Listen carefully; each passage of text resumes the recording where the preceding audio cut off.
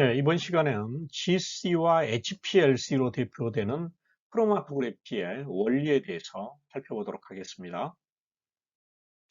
자, 그러면은 이제 이 크로마토그래피의 용어에 대해서 좀 살펴보는데, 크로마토그래피 그 기기를 이용을 해가지고 나온 이런 그래프들이 있어요. 이런 이제 피크들이 나온 이런 그래프들이 있는데, 이걸 뭐라고 그러냐면은 크로마토그램이라고 합니다. 우리말로도 그냥 크로마토그램이에요. 영어를 그대로 읽는 거예요. 그러면 이 크로마토그래피는 그램은 뭐냐? 이쪽 X축은 시간입니다. 그러니까 시간이라고 하는 것은 분석 물질이 컬럼 안에서 머물러 있다 나온 시간을 얘기해주고, 그리고 이쪽 Y축은 뭐냐면은 검출기의 감응이에요. 그러니까 검출기에 에, 감응이 좋다 하는 것은 물질이 많이 있는 것을 얘기하죠. 그래서 물질이 많이 있는 것은 피크가 이렇게 크고, 물질이 적게 있는 것은 이렇게 피크가 작게 되겠죠. 그래서 이걸 뭐라고 그러냐면 크로마토그램이라고 하고, 그리고 여기서부터 시료를 주입해서부터 나올 때까지의 그 시간, 이게 이제 그 시간은 이 피크의 봉우리를 얘기하는데, 그것을 리텐션 타임, 머무름 시간이라고 얘기를 해줍니다.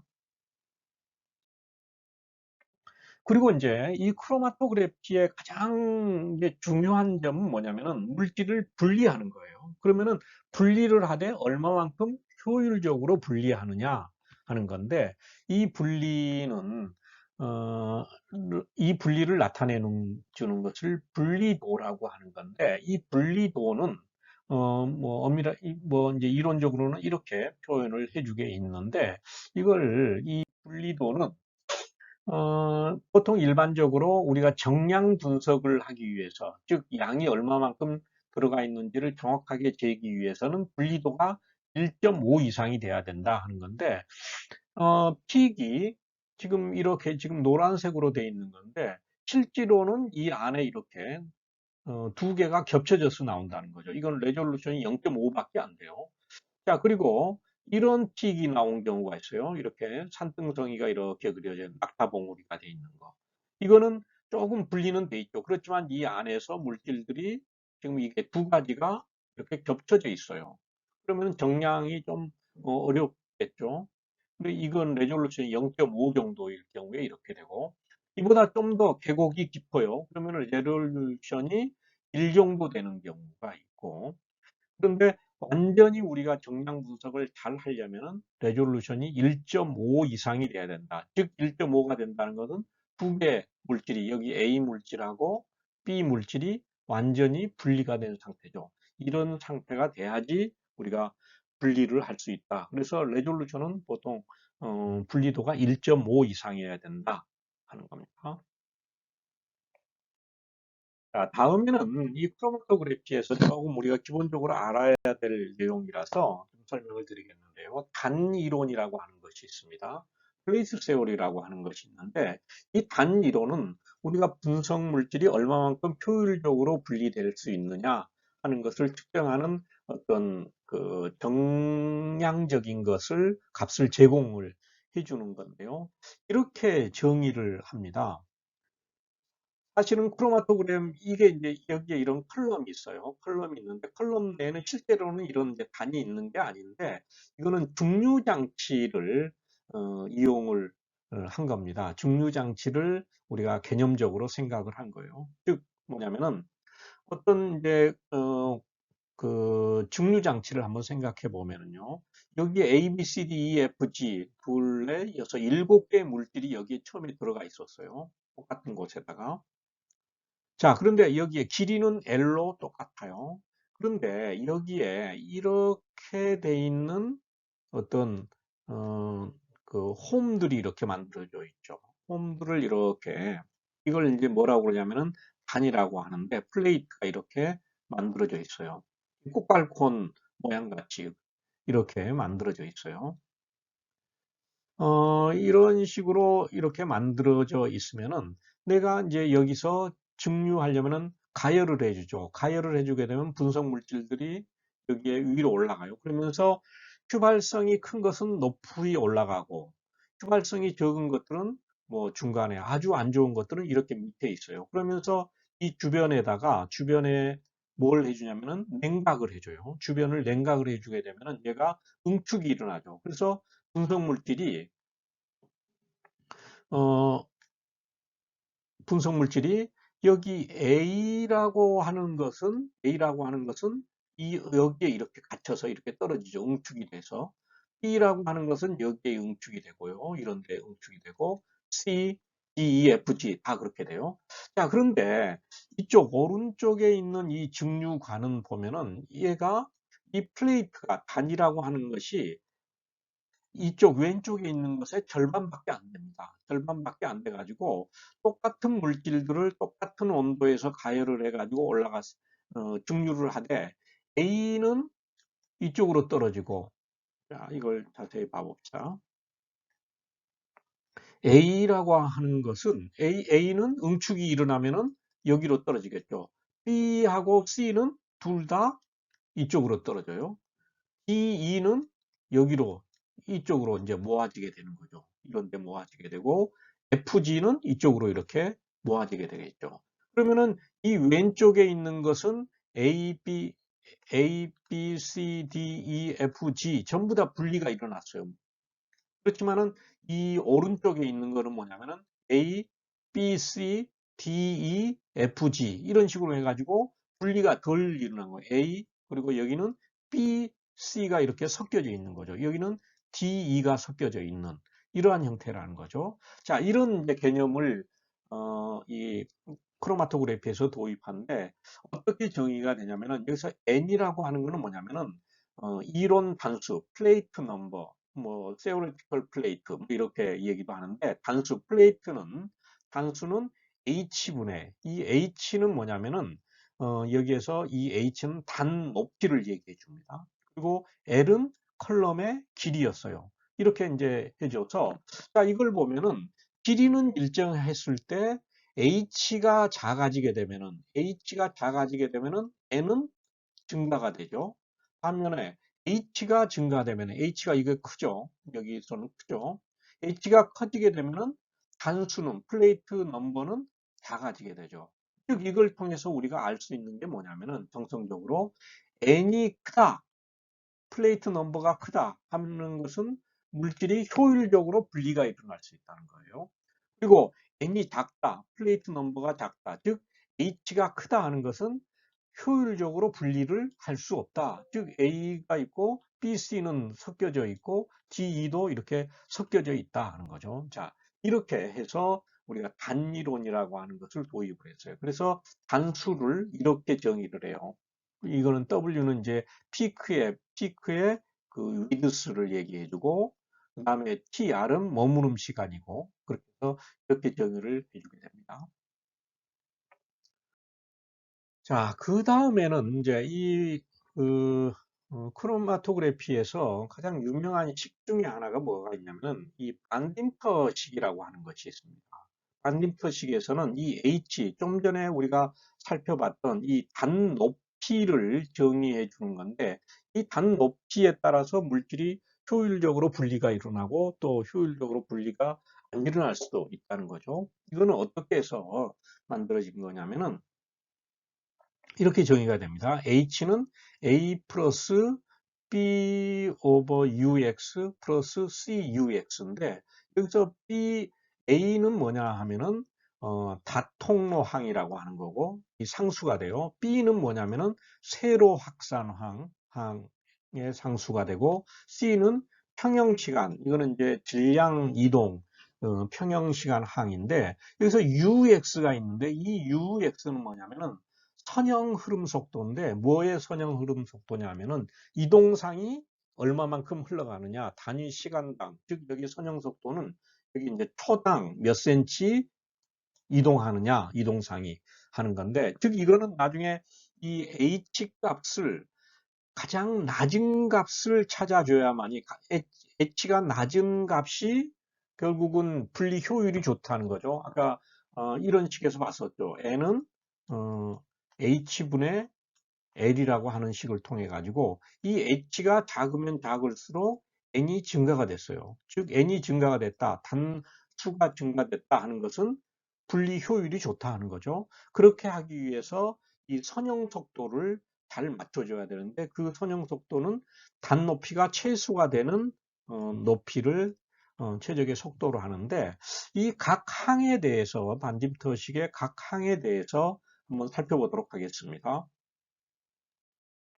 먼저 세로 확산항인데 이 세로 확산항은 이 B텀이에요. B텀인데 이거는 우리가 어떤 이제 이런 예를 한번 살펴보죠. 이런 세수대야에 물이 있어요. 물이 있는데 여기다가 잉크를 톡 떨어뜨려요. 잉크를 떨어뜨리면은 시간이 경과하게 되면은 잉크가 처음에는 진했던 것이 나중에 묽어지면서 시간 경과에 따라서 얘가 이렇게 퍼지게 되죠. 이걸 뭐라고 그러냐면은 확산이라고 하는 거죠. 확산이 되면서 주변이 굉장히 엷은색, 농도가 엷게 되죠. 그거랑 마찬가지입니다.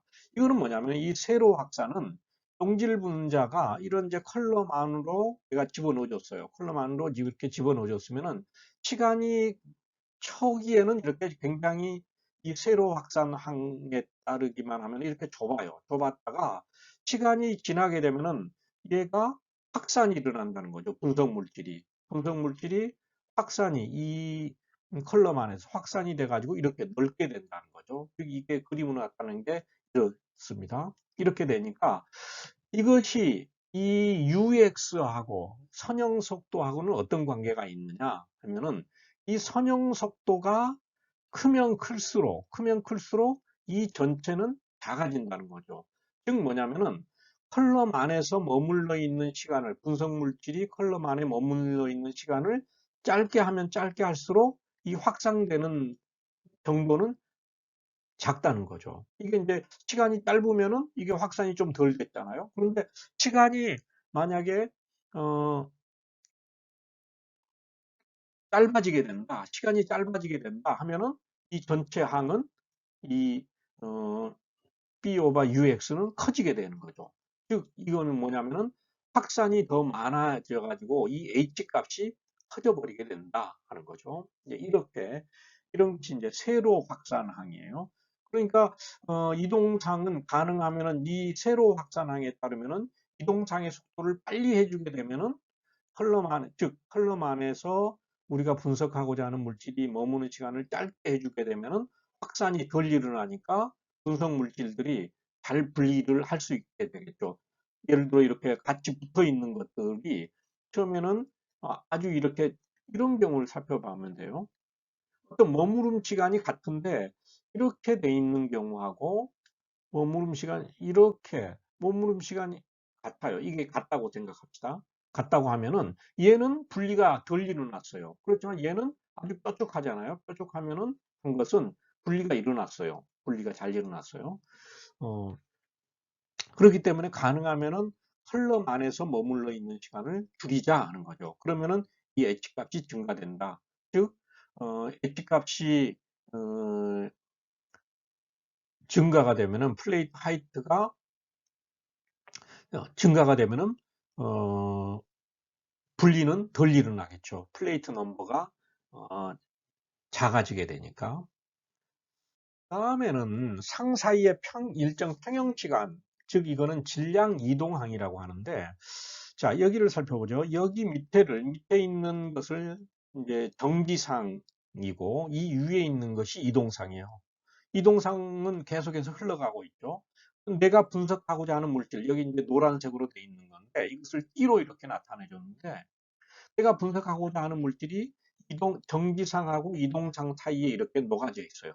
그런데 이 이동상을 속도를 내줘 가지고 얘 이제 이 어떤 특정 시간에 이 분배 계수라고 하는 것이 있어 가지고 내가 어떤 특정 시간에 이 이동상하고 정지상하고 사이에 분석 물질이 이렇게 분배가 이루어져요.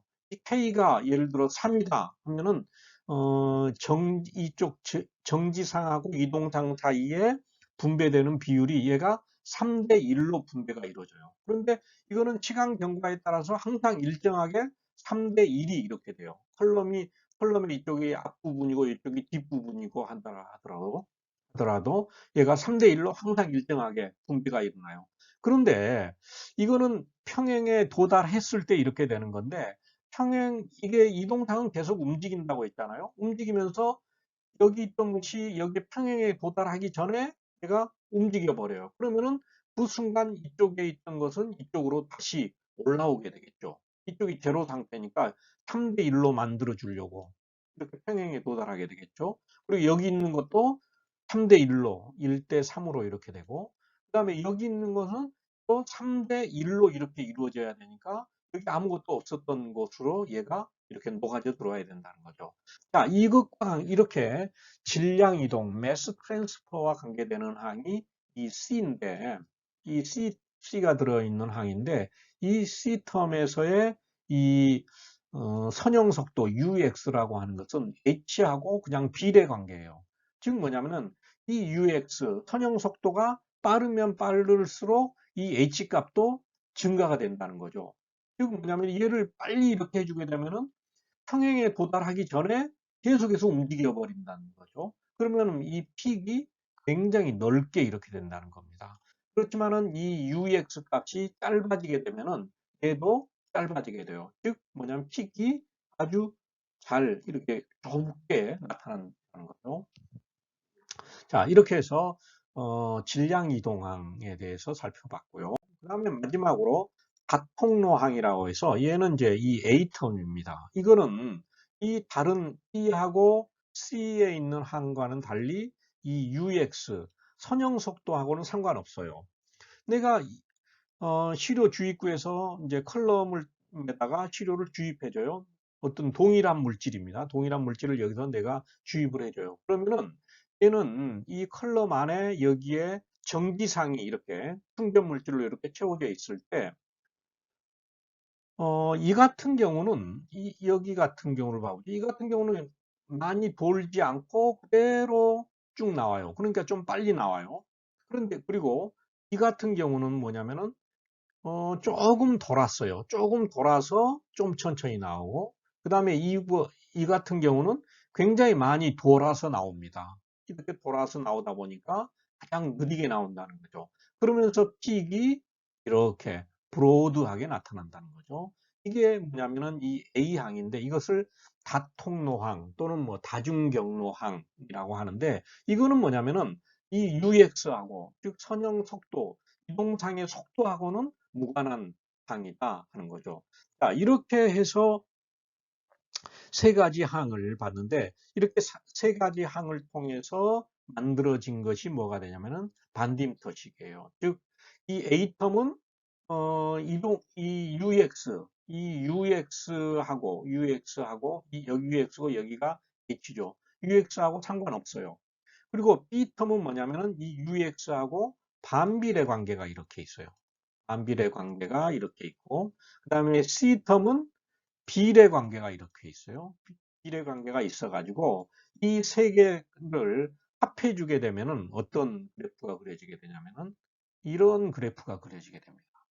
이런 포물선이 그려지게 돼요. 그래서 이 반딩터식에서는 이제 이런 곡선을 얻을 수가 있어서, 그래서 이 값이, H 값이 가장 작은 이 UX, 선형 속도를 우리가 이동상의 속도로 설정을 해주고 있습니다. 이렇게 해서 크로마토그래피 이론에 대해서 살펴봤습니다.